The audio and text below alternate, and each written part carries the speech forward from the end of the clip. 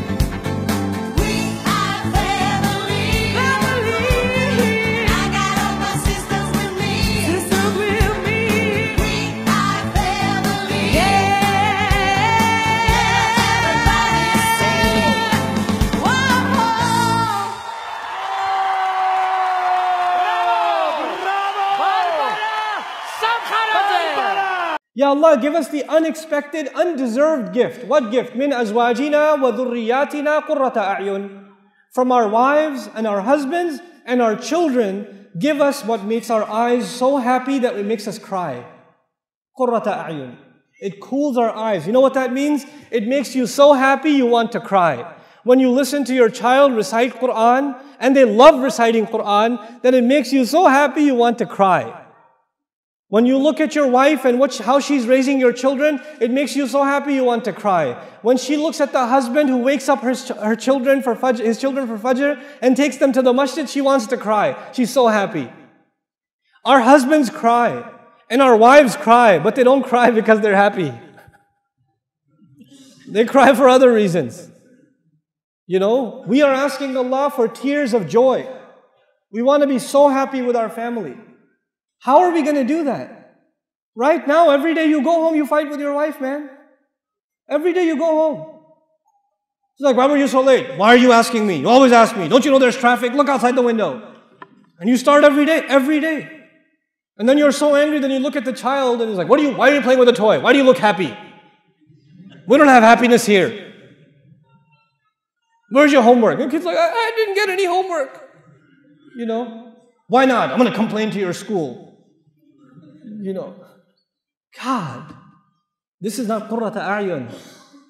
There are people who come to the masjid for salat, and salat is supposed to give you peace. It's supposed to make you calm.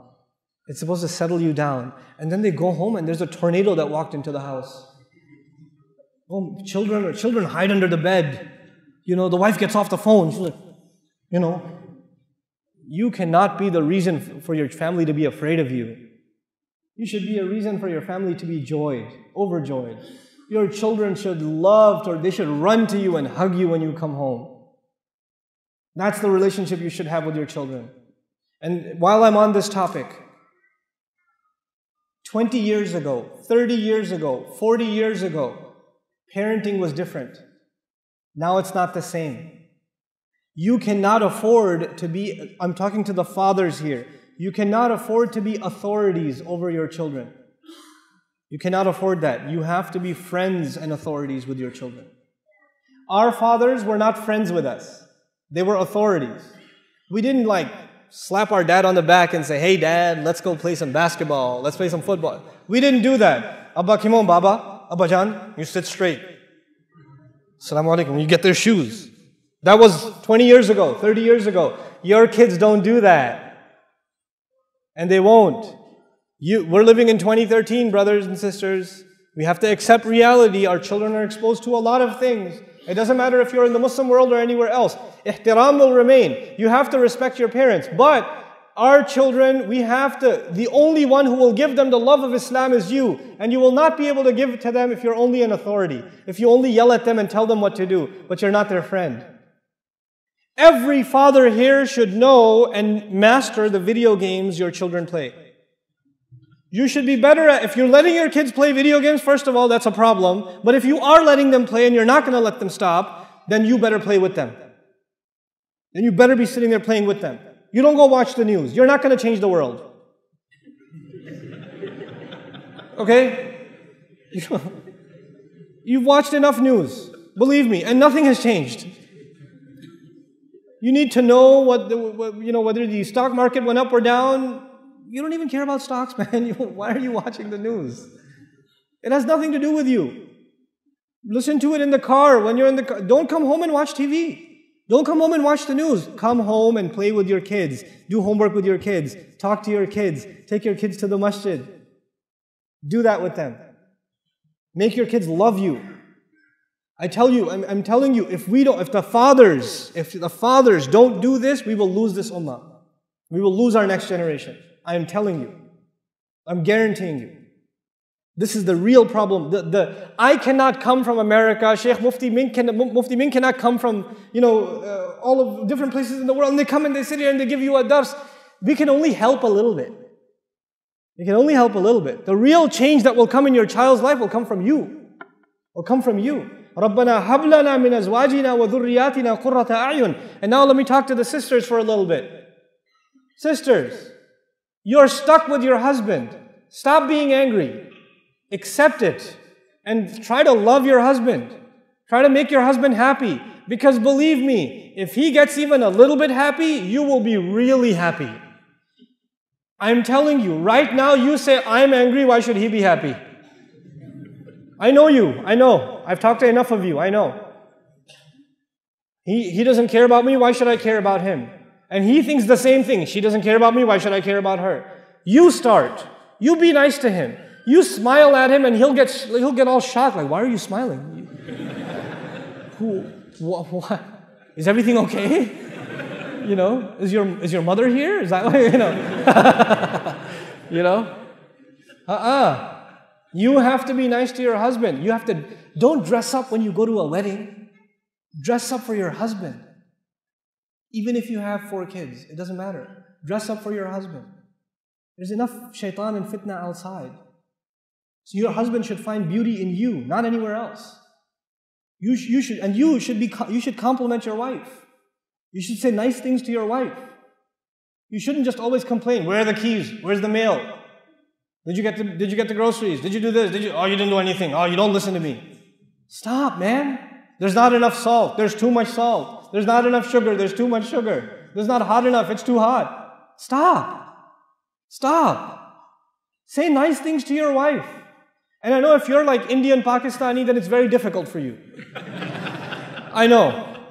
It's very hard to say nice things to your wife. In our culture, if you say nice things to your wife, your ribs hurt. Like, so you have to immediately follow it up with something mean. You have to say something bad right after to balance the equation. You can't just say nice things. So if the food is really good, you're like, oh, aaj to bada acha khana banaya, but I still hate your mother. Like something. You have to add something. But don't try to be, this is the dua. We are asking Allah to give us so much happiness from our wife and our husband and our children that it makes us want to cry out of joy. How will that happen? You cannot ask Allah for something and not make any effort yourself. It doesn't work that way. You cannot say, Rabbi ja'alni muqim as-salati. Ya Allah, make me establisher of the prayer. And you're sitting, lying down in bed, adhan's going on, you're like, Rabbi ja'alni muqim as-salati. Allah is not going to send you angels that carry you and lift you to the salat, and then they make you make ruku and get you back up. You got to get up yourself, man.